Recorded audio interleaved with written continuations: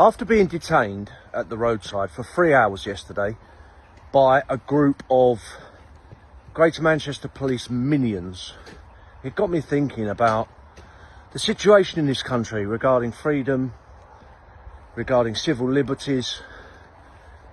And it isn't the fact that people are being arrested, sent to prison, prosecuted, Mickey Mouse charges, just nonsense to try and keep us all, under control. And we can all see this happening across the board. It's no secret. We are living in a two-tier society. We are living in a police state. It's becoming very much like North Korea. But there's two things that really concern me, and it's none of that. Number one is digital IDs. I went to Milan many, many years ago, during COVID, I think it was, or just after, or just before. But they had this device called a COVID passport.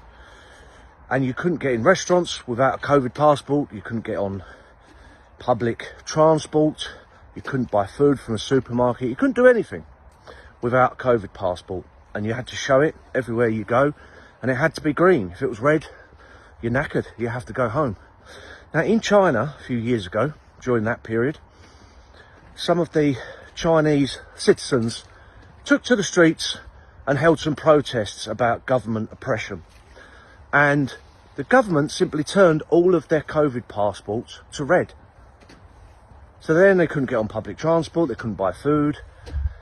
So we have got the same system, but packaged up different, being introduced in the United Kingdom, the home of parliamentary democracy, free speech.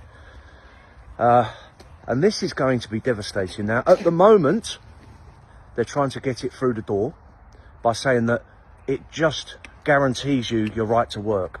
So if you want to work in this country, you've got to show your digital ID. But that's just the start of it. Do we really trust them not to expand it upon that? Give it 2 years after introduction, you'll need to show your digital ID to access public transport and then to buy food at a supermarket. And sooner or later, you won't be able to do anything. Nothing at all. You won't be able to go for a stroll like I am now, taking your dog out for a walk, without showing your digital ID. And worse than that, it's going to be like an app on your phone. So if you go to a supermarket and use it, it will log it. If you go on public transport and travel, it will log it.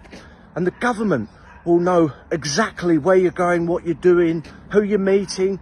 They'll have a complete database. It's a dark, Orwellian, scary instrument of control, because that's what they're looking for. And if you couple this up with the Online Safety Act, which is a new law they've brought in, which basically, if there's an emergency, if there's a crisis, then they can simply shut down social media for everyone. They've got the legislation in place to shut down social media for the British population. So if you put the Online Safety Act and your digital ID, you have a complete Chinese communist style system of totalitarian control over the British population.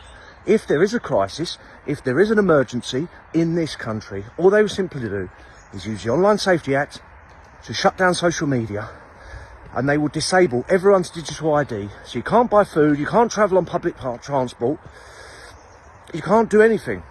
So you have to go home. You have to go home and you can't find out through social media what's going on. That is the establishment's complete recipe for control over the British people. And if you tie all of that in with the fact that people are being stopped, harassed, detained, prosecuted, arrested by these police minions for the most stupid little things. There's people posting on social media going to prison for years, but yet people like, I'll take the dog for a walk. People like Ricky Jones, a Labour councillor, gets found not guilty for threatening to slit people's throats. There is a two-tier system in this country. Ask Lucy Connolly, ask Wayne O'Rourke. It's two tiers, one rule for them, one rule for us. And if you combine that with digital ID and the Online Safety Act, then very, very shortly we're going to be living in a totalitarian Chinese communist style nightmare that we can't escape from. So what can we do about this nightmare, this totalitarian, authoritarian nightmare that's descending on us all? There's only one option, and that is to get political and fast. It's the only thing that the establishment fears. It's the only thing they take notice of. Look at Brexit.